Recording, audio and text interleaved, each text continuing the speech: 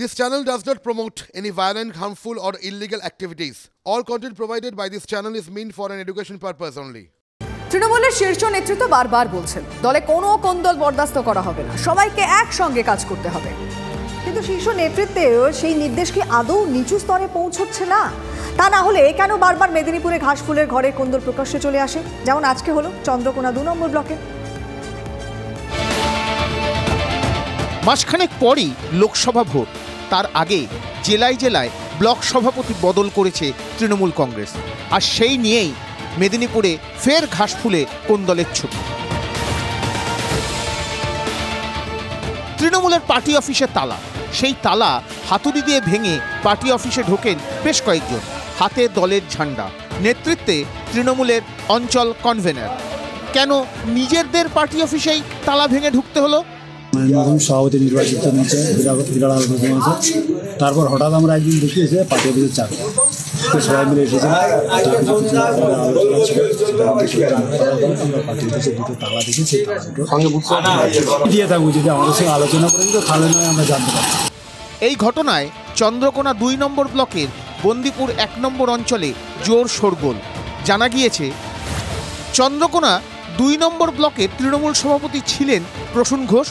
17ই জানুয়ারি নয়া ব্লক সভাপতি হন হীরালাল ঘোষ। দলেরই একাংশের অভিযোগ, ব্লক সভাপতি হওয়ার পর হীরালাল ঘোষ অঞ্চল কার্যালয়ে তালা লাগিয়েছিলেন। শুক্রবার তারই প্রতিবাদ করেন কর্মীরা, যদিও তৃণমূলের নয়া ব্লক সভাপতির পাল্টা অভিযোগ। আমার হাসিও লাগছে যে অদ্ভুত ধরনের, আমি ওই পার্টি অফিসে কিছুক্ষণ আগে অবধি ছিলাম এবং স্বাভাবিকভাবে যে পার্টি অফিসের খুব নোংরা হয়েছিল, দীর্ঘদিন সেটা ব্যবহার হচ্ছিল না, তালা মারাই ছিল।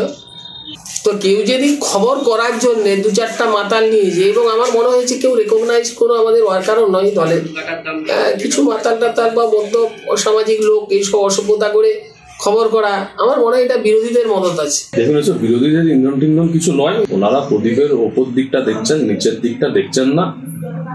ওনারা চুরির জন্য লড়াই করছেন, করুন, এটা আমাদের কিছু যাবেও না, আসবেও না। সম্প্রতি পশ্চিম মেদিনীপুরের নেতাদের নিয়ে কালীঘাটে বৈঠক করেছেন দলনেত্রী। লোকসভা ভোটে নেতা কর্মীদের ঐক্যবদ্ধ হয়ে লড়াইয়ের বার্তা দিচ্ছেন মমতা বন্দ্যোপাধ্যায়, কিন্তু সেই বার্তা কি তৃণমূল স্তরে পৌঁছাচ্ছে না? অসীম বেরার রিপোর্ট, TV9 বাংলা। আবারও বিষ্ণুপুর তারকেশ্বর রেলপথ ঘিরে জট, রেলপথ তৈরির মাঝে কালভার্ট তৈরি করতে হবে, এই দাবিতে বিক্ষোভে কতুলপুর ব্লকের হেতাল গ্রামের বাসিন্দারা। যদিও ঠিকাদার সংস্থার দাবি রেল নির্দেশ দিলে তবেই হবে, না হলে নয়। আর গ্রামবাসী বলছেন দাবি না মানলে আন্দোলন চলবে। কিছুতেই কাটছে না বিষ্ণুপুর তারকেশ্বর রেলপথের জট। ভাবাদিঘি সমস্যার জেরে দীর্ঘদিন ধরে আটকে ছিল এই রেলপথ নির্মাণের কাজ।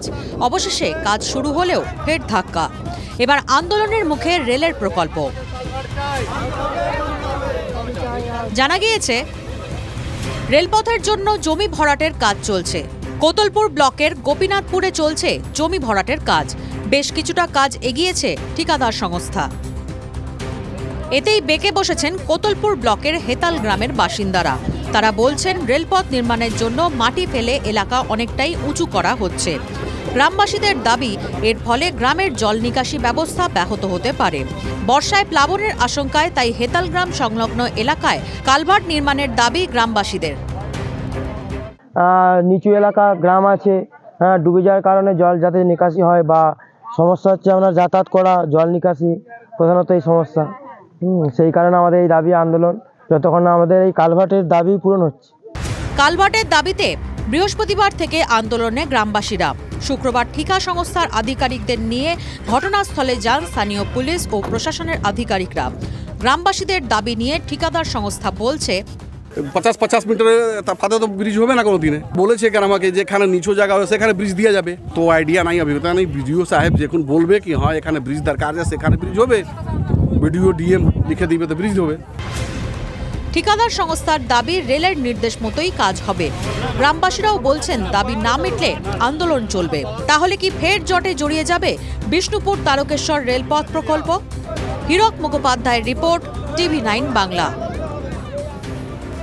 দেশের নাগরিক হিসেবে আমরা প্রত্যেকেই কর দিই, সেই টাকাতে উন্নয়নের কাজ করে সরকার। ব্রিজ তৈরি করে, হাসপাতাল তৈরি করে, ভবন তৈরি করে, কিন্তু রাস্তা তৈরি করতে গেল কেন প্রশাসন বারবার হোঁচট খায় বলুন তো?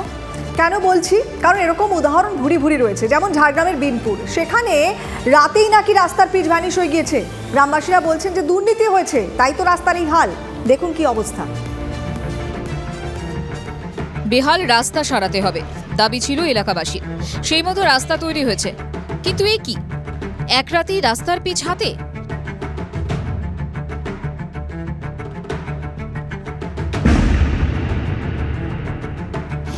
ঝাড়গ্রামে বিনপুর 1 নম্বর ব্লকের দহিজুড়ি।